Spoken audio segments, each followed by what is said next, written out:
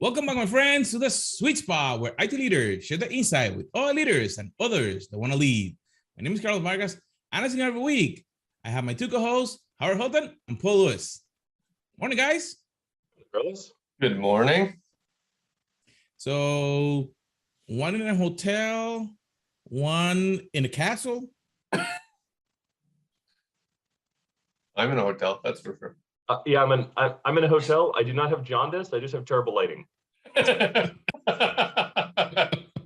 I'm in the glorious Montreal, Quebec, Canada, having a latte and the closest you can get to a European croissant. It's glorious.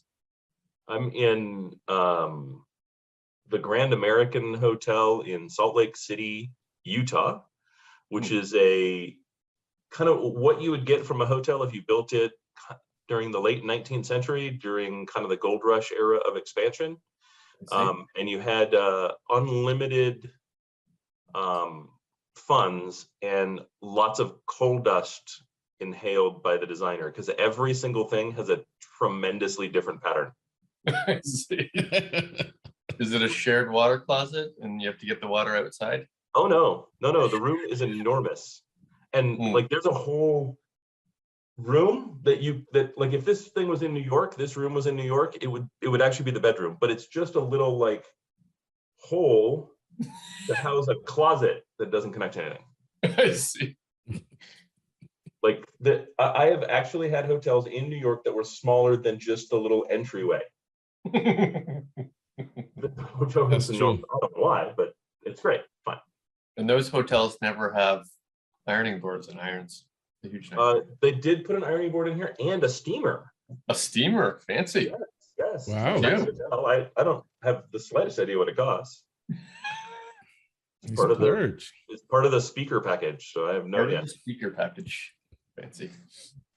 I look forward to doing the conference tours again. Yeah, they are starting. This one went pretty well. They invited me to. They're starting their leadership conference tour, so they invited me to speak on their leadership conference tour. So that should be fun. I'm doing another one 2 weeks, so I'm looking forward to that. I think it's 2 weeks. Might be a week. Whatever. It's sometime in the future that is not today. I'm sure I'll have a similarly well put together day. Just keep the week of the November 8th still open. It is still open. I require you at that other conference. It didn't look like it was going to be open there for a bit. We've got I had an issue at a foreign location that was going to pull me away. An issue at a foreign location. Foreign to Salt Lake City. Foreign, like extra national to the United States. I see. Got it. That was going to have me that was going to have me fly across the ocean. Now that trip, that's what I'm waiting for. I haven't flown across a body of water other than the Great Lakes. Right. In a long time. Yeah, I'm with you there. So business class seat, lay down. Oh yeah. Okay. The lay downs are fun. The free liquor's nice. The lay down. I like the foreign language, but really it's the instant jump in status that I think is fantastic. That's true. Yeah. Yes. You get a dramatic amount of points with a single flight. You do. Yeah.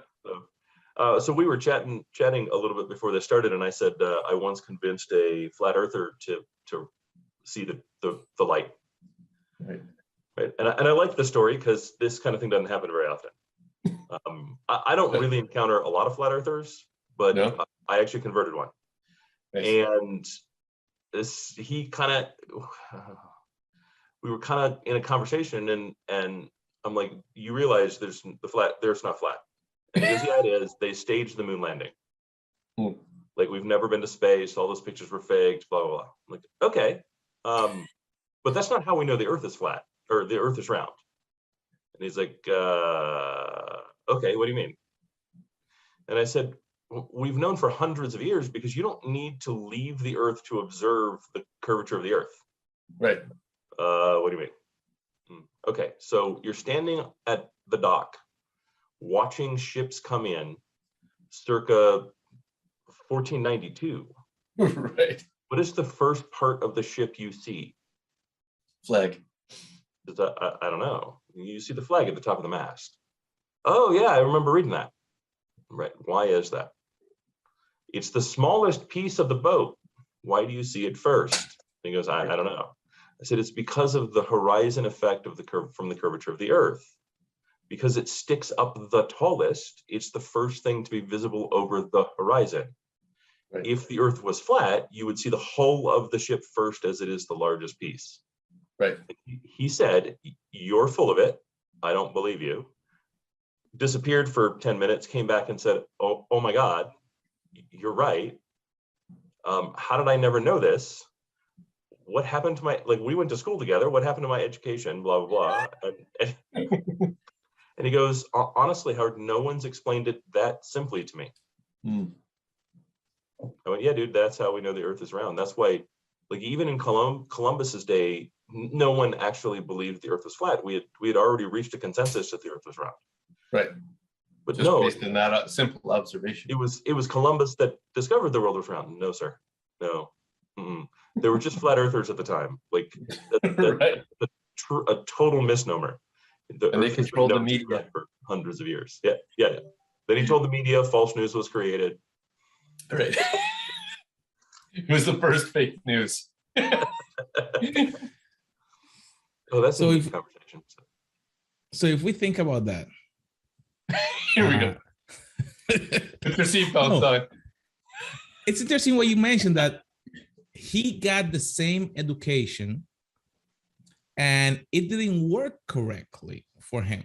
He received similar to you mentioned. So it didn't click. Sometimes that happens when you are doing something. You're presenting, you're sharing information, you're talking to someone, and things don't click. They don't play. So what do you do when you're doing something and you may be on the wrong place? People don't get the information. Your deck may not even work. You don't have. You're going with this, Carlos. I just don't get it. What happens when your deck doesn't play? First of all, that's never happened to me. I've only had perfect presentations my entire career. Wow. So I'm not familiar with the series of stories we're about to tell. Perfect presentation. Now, what happened when your deck doesn't play? When you are somewhere with someone and you may have a technical flu, you may have, actually, you presented a great deck and it's a completely wrong audience. Or at the end of the day, AV doesn't work. I think it's a good question because it happened to me yesterday. Perfect. Right. New topic, new kind of role thing, new presentation, right? I hadn't done this presentation before. Spent a tremendous amount of time getting it the way I wanted, like a whole hour and a half. And so it wasn't like I had the value of doing this 20 times where I kind of had a patois down. And AV didn't work. No clue, right? Likely a series of dongle mismatches between my USB-C only laptop and their, multi-display confabulator. I don't know the thing. Making up the word, but they only had VGA input. Well, it was HDMI, but then it went from that down to some repeater box that handled the TV in front, and then went to another thing that recorded and sent to the two TVs to the side, like. Right. And it just wouldn't present. So we mucked with it during the presenter setup. Right. And he's like, yeah, I can't. It's not working. Like, okay, I don't have another laptop, so this is the one laptop I have. So right. We can. And he goes, well, I don't know what to do. Okay, cool. I'll just I'll go deckless. It doesn't really bother me. What was the length of this presentation? 45 minutes. 45 minutes. Okay. So you are now tap dancing for 45 minutes. What was going through your head? Actually relief for me, because again, I didn't have a patois. Right. You know what I mean? So it wasn't the first couple times you run through a deck, it's a little awkward in front of a live audience because you don't have the timing down.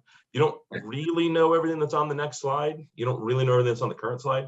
So Right. you have to keep referring back to them as you kind of do your thing. It kind of pins you in place a little bit. They had a podium set up, and so what I did instead was I just walked around the podium and I announced to the room. I said, "Hey, everybody, the deck's not working. We don't have any video. If everybody can hear me, okay, how do you feel about just having a conversation?" Hmm. And they're like, "Yeah, okay, that sounds fine. Cool. Let's start talking about low code." Because that's what it was, the business case for low code. And I just said, Right. how many people use low code, and started a conversation. And just did a 45 minutes of a Q&A where it was all Q, and the A could be in depth. Right. You could have a 10-minute answer if you had to. Right. And I allowed them to steer the conversation where they wanted to go. So we didn't stay within the boundary of low code. Right. We obviously drifted into no code, right? Yeah. Got into some business process automation, some RPA, moved into data, and had a conversation about data quality and master data management, and got a little bit into metadata and kind of the value of metadata, and then some best practices around getting that set up and started, and what a center of innovation is and a center of excellence is, and those sort of things.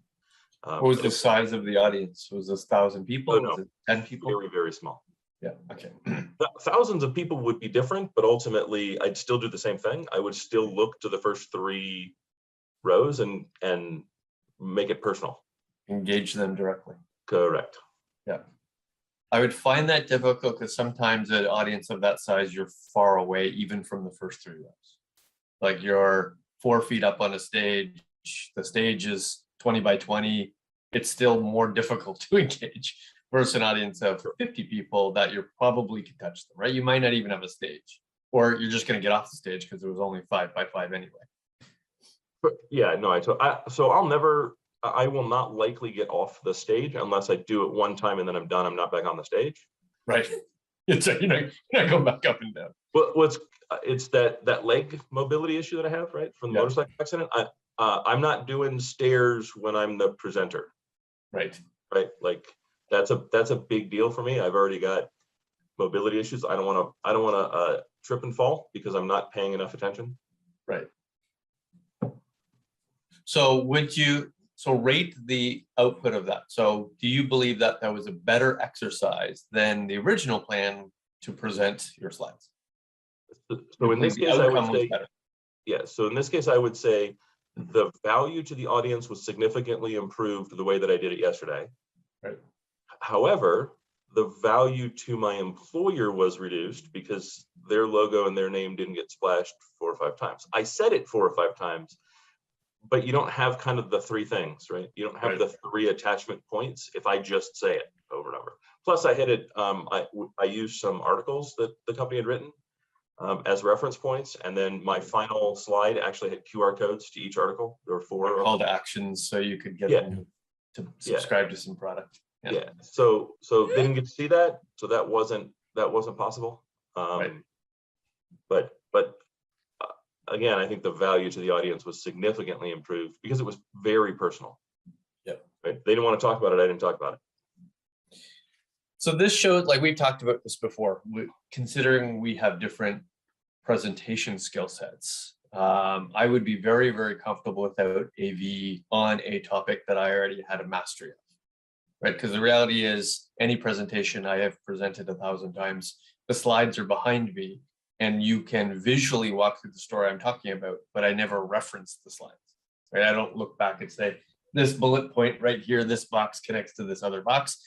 You don't see me doing that. You just see the visuals behind me and I'm pushing the button without you knowing I'm pushing the button, just so it feels like the story is going behind you. If I didn't have AV, that story would be the exact same, with the same level of emotion, the same kind of intonation, the same kind of, pre-understanding what the questions are going to be, and I think it would be successful.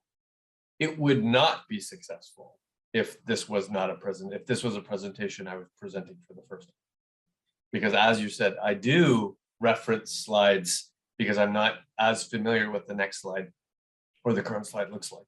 I haven't created the pattern that I think will be effective for the audience. I would struggle in that situation. Now, I would attempt to present a storyline that I would be familiar with, but it would not resonate as much as the original resume. I guarantee that's not going to occur. Let me ask you this question. My hopes would be that I'd have at least the deck in front of me, right, and on my screen, so that I could reference it if I had to present.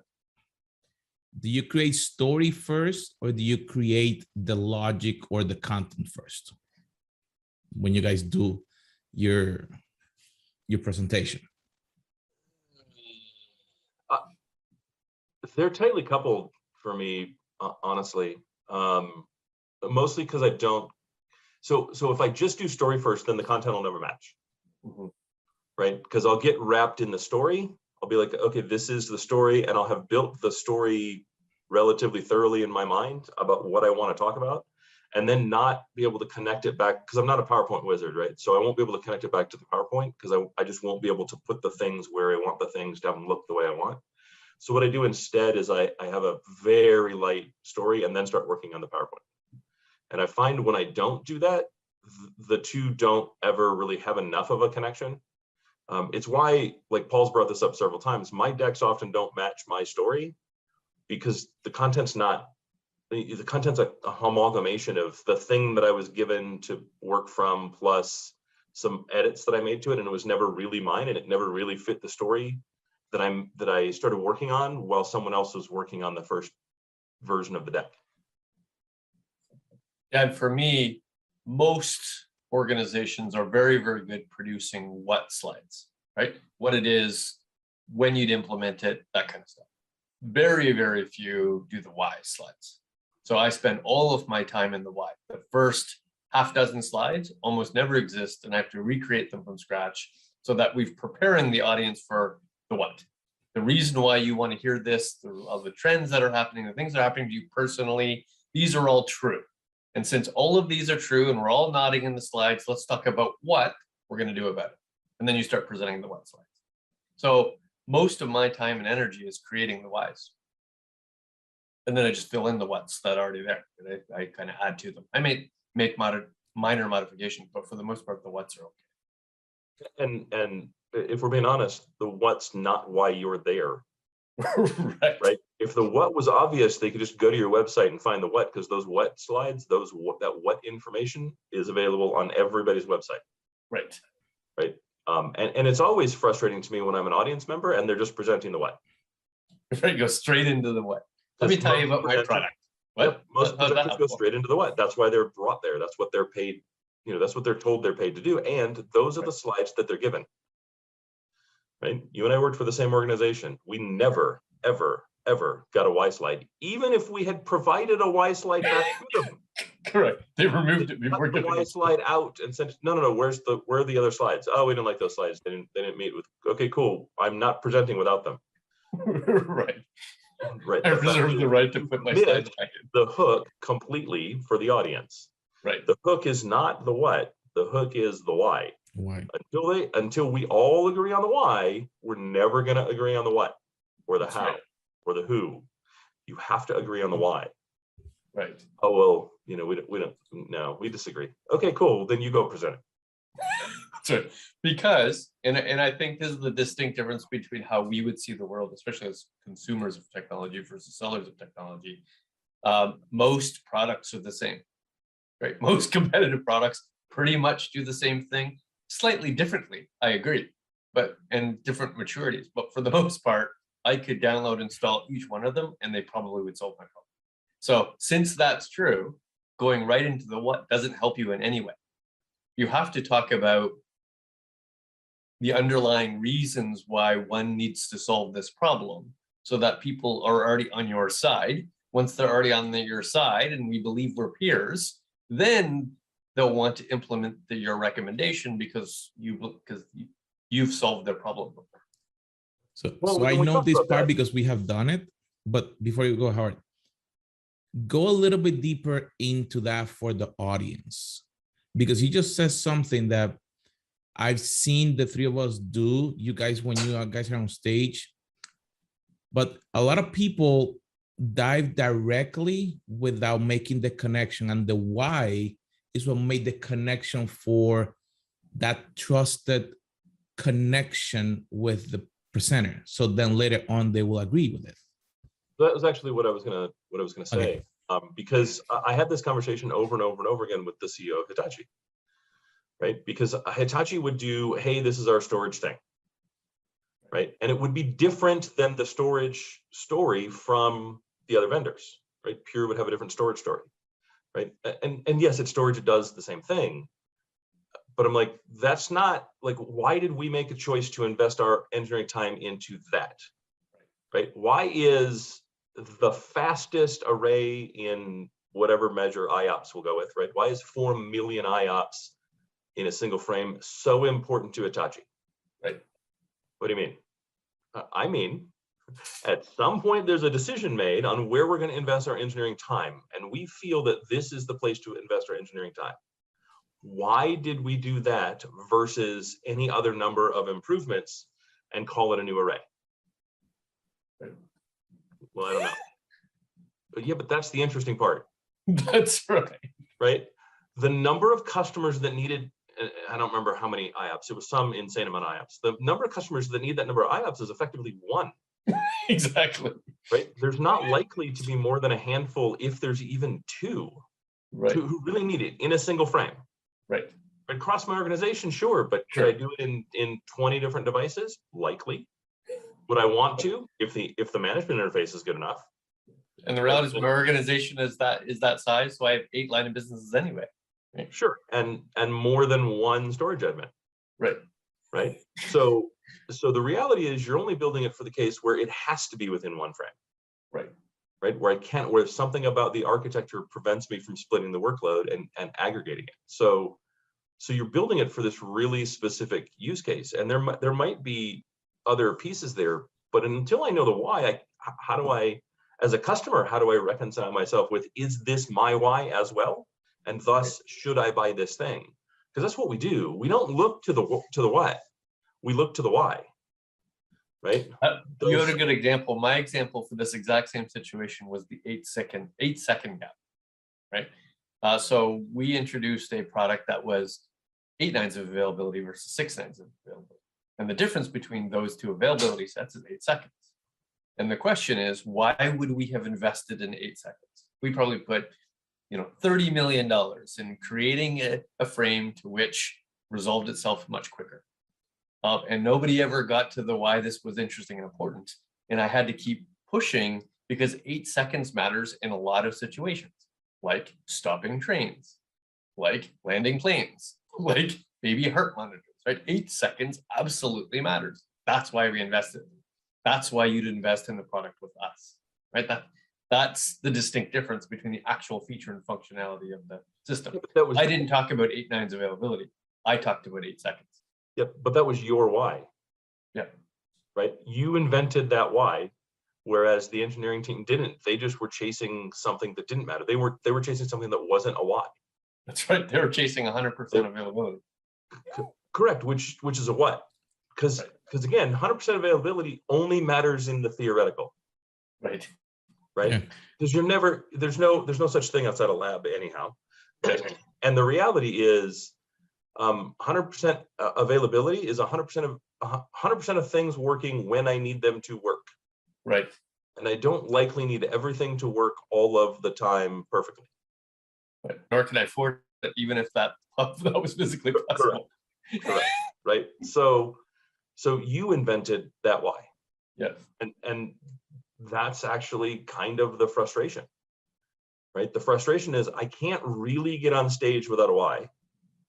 And if I can't get you to tell me the why, then I have to invent the why. Right? All the time I spend as an analyst talking to, various companies, the very first call is, what is your why? And honestly, they don't know. Which goes back to the original theme of the pod, even though we mostly have heard from it. When I have had AV problems in the past, I almost entirely talk about the why at that point, because the why is my experience, the why is my background, the why is why we're all here, the why is probably what the audience is looking for, and I'm not a master of the what anyway, right? I haven't mastered the features and functions of the product. I really don't know everything about what it does, but that's not why you've asked me to come and present anyway, right? These are the last 3 or 4 slides to which I tend to go through quickly anyway, right? And if you want to double click, I'm sure I can find somebody in my audience that be able to help you with those answers, right? So since I wasn't intending on presenting those, even if they're visually apparent anyway, I'm going to avoid presenting them entirely and talk exclusively about my experience in this particular domain. Does it change if the audience is more technical, that the why is not as important and that they will be looking more for the what? And I'm asking the question because we have seen it, and I want to double click on that, because sometimes we think, well, if it's higher up in the organization, they will be focusing probably on the why, and they probably align it with budgets or funding, versus lower or more technical audiences that they just focus on, give me how to do it. Should our leaders or our audience that is listening think before they do a presentation first on the why versus the what, based on who they present to? So I think I think you have two different questions there. One, I would say, is a flat no, right? Which is kind of the first part, right? Should an audience that is more technical not receive the why or have a different level of concentration on the why? And I would say absolutely not, right? Because the first audience, that audience is actually the one that needs the why the most, because they tend to focus on the what, and they tend to not get their project sold. They tend to not get their initiative sold. They tend to not be able to, like, they're great at creating innovation, but innovation fundamentally requires a why. And they tend to focus on the what. This new framework is neat. This new tool is neat. This new product is neat. Okay, cool. But I don't buy neat. I buy why. So until you can tell me how your innovation aligns with our why and start thinking about why, your innovation is not going to go anywhere. I can't get anything out of the lab, right? Why is that? I just keep. So then obviously the product was broken. The product was never broken. In some cases it definitely is, but it's not likely to be a product problem. It's likely to be a why problem. Right? So when you're selling to someone who's looking at why, not what, you need to also sell using why, not what. And so I think in that case, an audience that is more technical hearing why has tremendous value. Now, at the same time, you do need to understand your audience. And the way you frame the why is very different, and the value of the why is very different than when you're talking to an executive group that cares so little, isn't going to use the what, versus people who are going to use the what and still need to understand the why, right? The why being the bridge, I think, between the audiences. My biggest fails of presentation have not been AV. They've been entirely content versus audience expectation. So when the audience is very, very technical, they have an expectation of technical deep dives. That's not what's going to be delivered for me. So I'll have people walk away from those presentations giving poor reviews, given that I didn't double click on a whole bunch of things they thought I should double click on. Now that is a failure of myself for reading the audience. It's a failure of whoever was setting me up to talk in that particular circumstance. And of course, they probably should have read into the topic that we were about to jump into. You know, I clearly wasn't going to talk about the latest release of the software. That's interesting, but that has been my biggest failures with my smallest amount of positive reviews. And I've done presentations where I've mistakenly been highly profane. And I've been deep into a demo of a product. This is way back in 20 years ago, where I let the S word fly in an audience of well more than 2,000 people. This was a keynote doing a presentation of a demo of a product that was just built, and I mistakenly used that word, and I just had to keep going. I had to not recognize that this was going, and I just kept going in the demo. And I don't know, even today I live to regret what happened. It was ugly. But in fairness, I'm not one that swears frequently, right? I'm not a profane kind of person in my everyday speech. So that was actually a unique just for me personally. Howard's first Hi, Paul, I'm so proud of you. Yeah, but it was loud. Like a room of 2,000 people is a loud, large room. True. It's true. I'm sure it got really quiet too. I'm sure all the little muttering chatter just vanished. Exactly. So Tony Robbins used the S, the F, all the colorful words for a whole weekend, and people start cheering for him. So don't worry if you said it once. Yeah, but that's actually a huge difference, right? Because I'm closer to Tony Robbins than I am Paul. Right? I use profanity like color in a portrait or seasoning on a dish. Right. It is simply common parlance for me. It's hard for me to not use it during this podcast simply because I'm so used to using it. It's so commonplace for me, and I don't use it here because I don't want our podcast to get flagged. I just mean here, like literally within the last 30 seconds. Right. Because when Paul said I don't use profanity, I wanted to say no, shoot. Doesn't use profanity. But I knew that would likely get us flagged if we were caught using profanity. Because for me, I don't think about it, right? I'm a lot more like Tony Robbins, but it also means after the first time, it's not really the wow. Right. Versus Paul saying it one time in his life probably had more impact than every single time I've said it in my life. It's true. Right? And it certainly had more impact for Paul. Right. We need to look for that video. I actually can't. It might exist. I can't remember a time where I've said it or not said it. You know what I mean? Like it's not, it no longer, it just doesn't come up. The only time that I can actually remember using profanity in a way that it was commented on was in my Hitachi interview, where afterwards Paul's feedback to me was, you're a little bit rough around the edges. Rough around the edges. That was it. That was it. You're a little rough around the edges. And I paused and I was like, what do you mean? Oh, is that because I said expletive here in the interview? And he said, yes. Oh, yeah, okay, I can handle that. I didn't know if it was something else. I didn't know and in my mind, I'm thinking, I didn't know if it was from something important that I should be aware of. But no, I do that. Right. That's right. What other obscene thing did I say? Well, yeah. What other rough around the edges? Like, am I missing some piece of knowledge that some skill set? Yeah. Right. Is there a skill problem? No, it wasn't that at all. It was the use of profanity. And I'm like, oh no, I do that on purpose. And Paul was like, excuse me, what? And then we kind of went into that explanation of why I do that very specifically. And in that circumstance, it must have been your interview with the HR person that it was highlighted to me. It was the interview with the HR person, yes. I did it with everyone, but yes, it was the HR person. Yeah, but the others didn't mention it to me, as if, you know, that's just, in fairness, most people knew who you were already, right? Howard was a known entity in this circumstance. So, and the only other person who didn't really know who I was very, very well was also Canadian, and I think he just assumed that's how Americans are. It's true. It's just a general assumption. Where does he live? Denver? Oh, okay. Well, that's fine. The cowboy.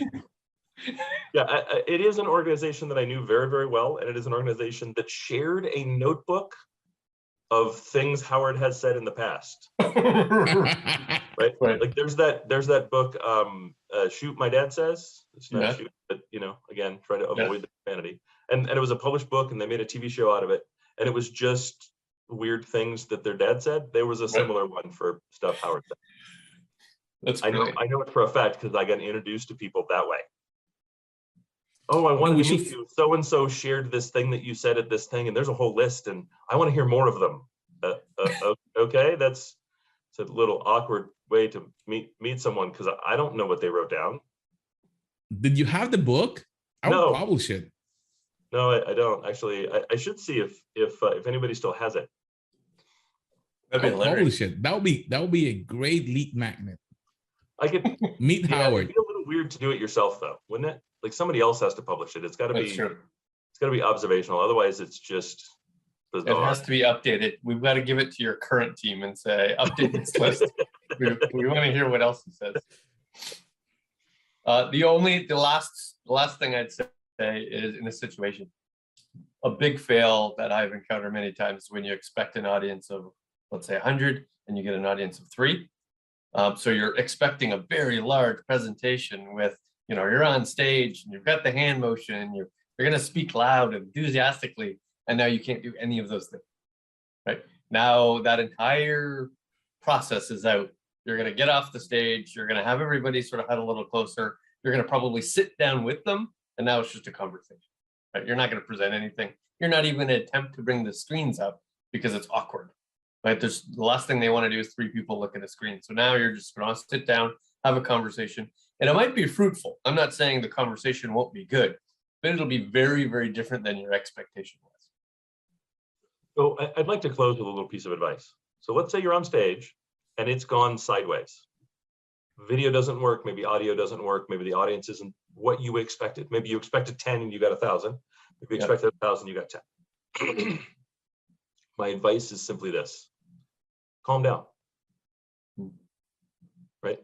Recognize that expectations are nothing more than the mind failing us, because they've set us up with something that is not attached to reality. It's an expectation. Take a moment, step out from behind the podium and look at the individuals and recognize that they're just people. Mm-hmm. And the reason that they're in the room is to see you. And the totality of their expectation is whatever was written in the program. Right. Right. Somebody said yesterday, day before yesterday, when I started, when they were showing me what they put together as a deck that I didn't use. How will they know who you are if you don't tell them? And I said, it doesn't actually matter because they're already in the room. Right? They're already convinced to be there. Correct. I mean, they're already in the room. I'm guaranteed the first 5 minutes. Right. Because it's too much work in the first 5 minutes to get up and leave and awkwardly walk into another session. I'm guaranteed to have them for the first 5 minutes. Then all I have to do is not piss them off so much that they're like, oh, this sucks. I gotta go. I'm gonna go now be late for the next session. They're already in the room. So take a deep breath and recognize they're already in the room. Yep. If the audience is small and it's broken, if the audience is huge, just have a conversation. You're there because you have some expertise that they do not have. Just give them that expertise. And the moment that they start to drift, ask a question. Mm-hmm. And pick someone. It's not, I'm gonna use low code as an example. Sir, do you use low code? No, we don't. Okay, so what brought you into the session today? Oh, well, we were thinking about using it. Okay, well, where are you at in your journey? Let's talk about 3 easy things questions about that don't require a lot of forethought. Yep. And while you're concentrating on that one person, there's 70 other people in the room that are going, I have the same question. I'm just glad he didn't call on me, but I'm glad he answered that question. And you move on to another person who has a different question, and 70 other people go, thank God, that was the question I was looking to get asked. Right. And 70 other people.